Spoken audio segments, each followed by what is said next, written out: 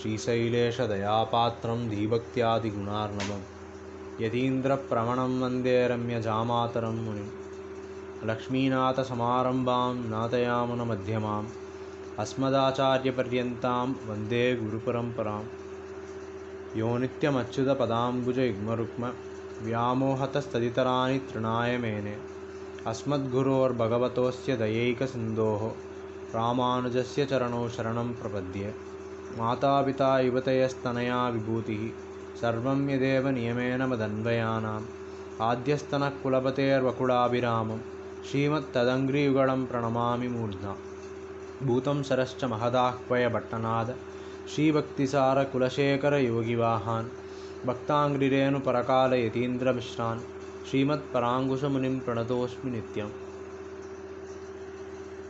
சுவாமி மணவாள மாமணிகளுடைய வைபவத்தை அனுபவித்து வருகிறோம். சென்ற பதிவிலே திருநாராயணபுரத்து ஆய் ஜனன்யாச்சாரியாரிடத்திலே ஆச்சாரிய ஹிருதயம் கேட்க வேண்டும் என்கிற அபாவினாலே சுவாமி மணவாள மாமணிகள் ஆழ்வார் திருநகரியிலிருந்து திருநாராயணபுரம் செல்ல முற்பட அங்கே ஆய் ஜனன்யாச்சாரியார் மாமுனிகளை சேவிக்க எதிரே எழுந்தருள அவ்விருவரும் வழியிலே சந்தித்து கொண்டு பின்னர் சில காலம் ஆழ்வார் திருநகரியிலே எழுந்தருளி ஆச்சாரிய ஹிருதயம் காலக்ஷேபம் கேட்ட வைபவத்தை அறிந்தோம். தொடர்ந்து இன்றைய பதிவிலே சுவாமி பெரியஜீயர் ஞான பெருக்கோடே ஆழ்வார் திருநகரியிலே வாழ்ந்தருளும் காலத்தில் அதனை கண்டு சகிக்க முடியாத சில பொறாமைக்காரர்கள் மகா பாவிகளாய் தீய புத்தியோட கூரை மேய்ச்சலாய் இருந்த ஜீயர் தங்கியிருந்த மட்டத்திலே ஒரு நாள் நள்ளிரவில் நெருப்பை வைத்துவிட்டு ஓடி ஒளிந்தார்கள். நெருப்பு கொழுந்துவிட்டு எரிந்தது. வாசலில் கூடிய சிஷ்யர்கள் மடம் எரிகிறதை கண்டு மிகவும் சோகத்தோடே பிரலாபித்து கொண்டிருந்த போது உள்ளே சுவாமி மணவாள மாமணிகள் தம்முடைய பிரபாவத்தாலே அனல் தட்டாதபடி சேஷரூபத்திலே வெளியே வந்து புலம்பிக் கொண்டிருக்கும் சிஷ்யர்கள் திரளிலே வந்து புகுந்தார். அந்த அற்புதத்தை கண்ட அடியார்கள் மிகவும் மகிழ்ச்சியடைந்தனர். இந்த செய்தியை கேட்ட அந்த தேசாதிபதியான அரசன் மடத்திலே நெருப்பு கொளுத்தியவரை தண்டிப்பதற்காக தேடிக்கொண்டிருந்தான். அவர்களை கண்டுபிடித்து தண்டிக்க முயன்றபோது சுவாமி மணவாள மாமணிகள் தம்முடைய எல்லையற்ற கிருபையாலே கருணையாலே அவர்களை தண்டனையிலிருந்து ரட்சித்தருளினார். பின்பு அவர்கள் மனம் திருந்தி சுவாமி மணவாள மாமணிகளின் திருவடிகளை புகழாக பற்றி கொண்டு தங்களுடைய இந்த அடாத செயலை பொறுத்தருளுமாறு வேண்டி நின்றனர். தொடர்ந்து சுவாமி திருக்குறுகூரிலே எழுந்தருளியிருந்த காலத்திலே வழுதிவள நாட்டின் அதிபதியாயிருப்பான் ஒருவன் ஜீயருடைய ஞானம் அனுஷ்டானம் சாந்தம் சீலம் முதலியவற்றிலே மனம் ஈடுபட்டு அவருடைய திருவடிகளிலே அடைந்து ஆட்கொள்ள வேண்டினான். ஜீயர் அவனை ஏற்றுக்கொண்டு வைஷ்ணவ தீட்சை அளித்து ஷடகோபதாசன் என்கிற தாசியநாமமும் சாற்றினார்.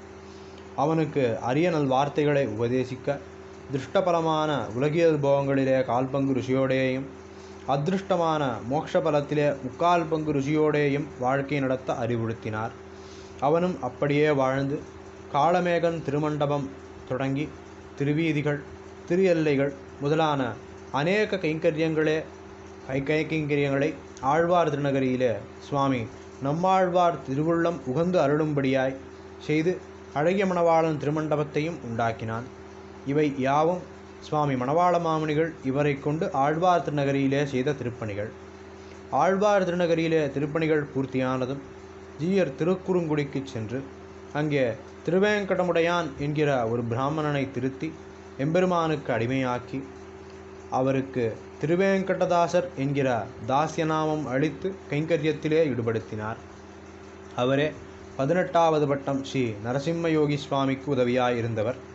அவர் நின்ன நம்பி இருந்த நம்பி கிடந்த நம்பி திருப்பார்கடல் நம்பி மலைமேல் நம்பி என்று நம்பிகள் ஐவருக்கும் தனித்தனியே திருவிருப்புகளையும் திருமண்டபங்களையும் உண்டாக்கி கைங்கரியங்களை செய்தார். பிறகு இவரே திருக்குறுங்குடி மடத்தின் 19வது பட்டம் வகித்தவர். அவருடைய திருநாமம் ஸ்ரீ விஷ்ணுசித்த பேரருளாள ஜீயர் சுவாமிகள். இவ்வாறு திருக்குறுகூர் நம்பிக்கும் திருக்குறுங்குடி நம்பிக்கும் அனைத்து அழகும் கண்டருள பண்ணி மற்ற திவ்ய தேசங்களில் உண்டான திருப்பதிகளுக்கெல்லாம் விசேஷ கைங்கரியங்களை செய்யவல்ல அடியார்களையும் நியமித்தருளினார் சுவாமி மணவாள மாமுனிகள். திருவரங்கம் திருப்பதியை விட்டு பிரிந்து நீண்ட நாட்கள் கழிந்துவிட்டன.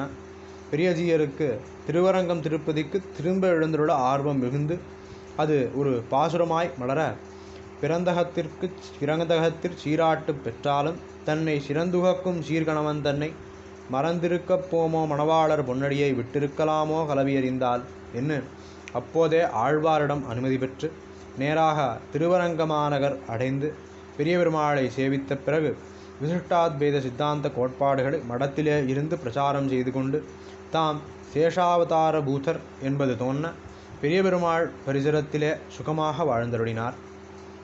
தொடர்ந்து நாளைய பதிவிலே அப்பிள்ளார் எறும்பியப்பாவுக்கும் உண்டான விவாதத்தையும் பின்னர் எறும்பியப்பா திருவரங்கம் எழுந்தருளின வைபவத்தையும் அனுபவிப்போம். ஸ்ரீமதே ராமானுஜாய நமக.